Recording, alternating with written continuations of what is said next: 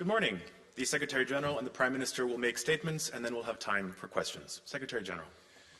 So, Prime Minister Spajić, dear Mickey, welcome to NATO. It's great to see you again, and a pleasure to receive you here at the NATO headquarters. Montenegro is a highly valued NATO ally. You have deployed troops to our battle groups in Bulgaria and Latvia, helping to deter Russian aggression. In Iraq, Montenegro is contributing to building more effective and inclusive security forces as part of NATO's training mission. Montenegro also plays an important role in the Western Balkans, a region of strategic importance to NATO, which I visited last autumn.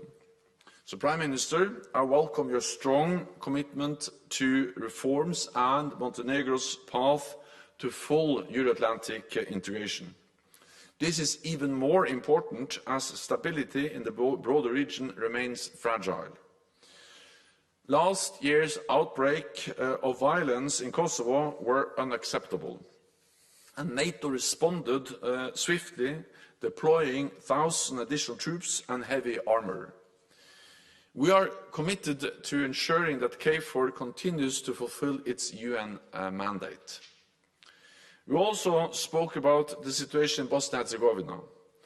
The North Atlantic Council, all 31 NATO ambassadors, will visit Sarajevo next week, a demonstration of strong support for the sovereignty and territorial integrity of Bosnia and Herzegovina. All political leaders must work to preserve unity. This is crucial for the stability of the country and the region. Russia's war against Ukraine is nearing the 2-year mark, and I welcome Montenegro's support for Ukraine, including through NATO's comprehensive assistance package. But NATO allies and the European Union need to step up and provide even more funding for Ukraine at this critical time. Because if President Putin wins in Ukraine, there is a real risk he will use force again. Today, we also discussed the preparations for our next summit in Washington in July, and our work to bolster NATO's deterrence and defence. Sweden's entry into NATO will make the whole alliance stronger. So I welcome this week's vote by the Grand National Assembly of Turkey to ratify Sweden's NATO membership. And I thank President Erdogan for his swift signature of the decision. I also welcome this week's clear message of support from Prime Minister Orbán and his government. I look forward to Hungary's ratification as soon as the Parliament reconvenes. So, Prime Minister, once again, thank you for coming here and thank you for your strong support of our transatlantic alliance. Please. Secretary General, dear Jens, please allow me to thank you for your extraordinary leadership and strong professional and personal commitment in navigating our alliance in these challenging times for everybody in the world.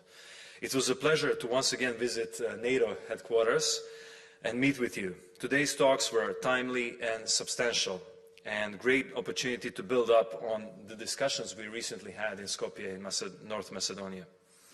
I use this opportunity to reconfirm Montenegro's unequivocal commitment to fulfilling strategic foreign policy goals. As a credible ally, Montenegro will continue to play a constructive role and contribute to the improvement of regional cooperation and the preservation of peace and stability in the whole region. During today's meeting, I also underscored and presented in detail decisions taken in the last couple of months to advance Montenegrin EU plan. As we are all aware, there are many security challenges coming from different domains and strategic directions. Today with Secretary General, I had the opportunity to discuss progress made on implementing decisions NATO has taken to respond to developments in and around the Euro-Atlantic area. We also had the opportunity to exchange views on key objectives ahead of the Washington summit. We revisited the topics of deterrence and defense, continued support to Ukraine, developments in South and actual hotspots, defense investments, and making our alliance ever stronger. We both agreed that it is the time to welcome Sweden as soon as possible as the next member of our alliance, and we are very glad to hear the good news coming out of Turkey as well as Hungary. We jointly concluded that Montenegro is actively contributing to NATO's core tasks and collective defense in general. We took stock of our presence in East, in Latvia, in Bulgaria, in Iraq and Kosovo. I also reconfirmed our steadfast dedication to continue supporting Ukraine for as long as it takes in its fight for sovereignty and conducting reforms important for both EU and NATO path. Topic of Western Balkans was high on the agenda. As a region of strategic importance, we agreed that it remains among the priority areas of NATO business ahead of the Washington summit. I stated that Montenegro, as NATO member for almost 7 years, understands that many global developments require constant vigilance that occupies allies' attention, and rightly so, but we shouldn't lose sight on the region. Once again, I underline the importance of maintaining NATO's presence and interest. This is a firm guarantee of peace and stability. Montenegro expects this to be reconfirmed at the next NATO summit in Washington. In preparation for the summit, I informed that our 2024 budget envisages 2.01 GDP for defense, out of which 35.24 for modernization. We need NATO statistics to recognize this fact, but we will make sure that until July it's clear. Montenegro will continue to implement all commitments arising from membership, including contributing to the policy of deterrence and defense, strengthening capabilities and achieving goals, as well as through participation in missions and operations. In this way, we contribute to the alliance capacity to face numerous and complex challenges. Dear Jens, thank you once again for fruitful discussions held today. Thank you. We'll go to questions starting with Radio Television Montenegro here, please. Thank you very much, Ivan Mijanovic from Television Montenegro. Mr. Secretary General, how do you assess the security situation now in the region after recent events in Kosovo and in Bosnia and Herzegovina, and the presence of third parties in the region of the Western Balkans? Do you think that this presence has increased since Russian aggression to Ukraine? And what are mechanisms that NATO has in order to tackle this phenomena? And another question, if I may, for you. Turkish Parliament, as you said, gave a long-awaited approval to membership of Sweden to NATO, and you recently had a call with Prime Minister Orban. Do you expect that all the procedure could be finished until the next ministerial meeting in February, and that NATO can welcome Sweden as a full-fledged member until then? And for Mr. Prime Minister, does Montenegro have plans maybe to reinforce its presence in NATO-led missions in the region and on the eastern flank of the alliance? Thank you very much. First, on the situation in the Western Balkans. Of course, the Western Balkans is of great importance for NATO. We have a history there, we have a presence there, because peace and stability in the region matters for the whole of NATO. And therefore we were very concerned when we saw an uptick in violence and tensions throughout last year with some very serious incidents, especially in Kosovo. And that led to the decision by our military commanders to reinforce the KFOR peacekeeping mission in Kosovo with additionally 1,000 troops. Because NATO has to be able to ensure that we are delivering on our UN mandate to ensure stability and the freedom of movement for all communities in Kosovo. And that was my main message also when I visited Kosovo and the region last fall. And we are constantly assessing any need for further adjustment of our presence. In Bosnia and Herzegovina, the message is that all parties should refrain from inflammatory rhetoric and the territorial integrity and the international recognized borders of Bosnia and Herzegovina must be respected. We worked closely with the European Union, both in Bosnia and Herzegovina. We actually are working on the ground together, but also with support by our military presence in Kosovo, the EU-facilitated dialogue, and dialogue between Pristina and Belgrade is the only way forward to find a lasting solution. Then on Sweden's accession into NATO, Swedish membership in NATO will make NATO stronger and all of us safer. And therefore I welcome that Montenegro actually very rapidly ratified and accepted the Swedish accession into our alliance.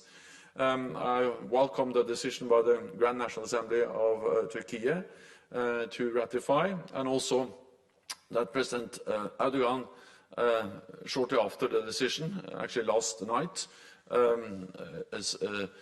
gave his signature to the decision of the Parliament. So now all the decisions are in place in Turkey. I spoke with Prime Minister Orban of Hungary earlier this week. He very clearly conveyed that he supports the accession of Sweden into NATO, and it has been made clear that the Parliament will take up this as soon as the Parliament convenes, and the message is that the Parliament will then support a ratification of Swedish membership. The message I have received from Budapest is that the Parliament will reconvene at the end of February, so we have to wait for that. But I'm absolutely confident, and I count on Hungary that the ratification of Sweden will be ratified as soon as the Parliament reconvenes at the end of February. As in regards to Montenegro's commitment to Western Balkans, it's absolutely clear why we are stressing out and why we think it's so important for Montenegro, because we are in the heart of Western Balkans.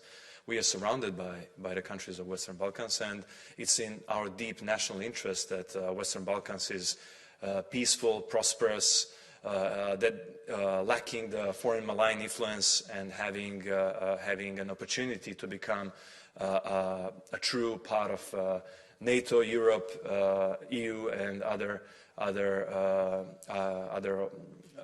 organizations that are democratic, and they are helping the region to step forward in terms of the economy and democracy. As per our commitment, we are already very present in Kosovo. We stand ready to strengthen our position in Kosovo. We think that the situation has calmed down recently, but as we have discussed, we are always ready to help. And it's in our deep national interest, as I said, that we maintain peace in Kosovo. The same goes for Bosnia and Herzegovina. Our unwavering commitment to Bosnia's territorial integrity and peace is utmost importance for Montenegro. As I say, we share the big border with Bosnia and Herzegovina.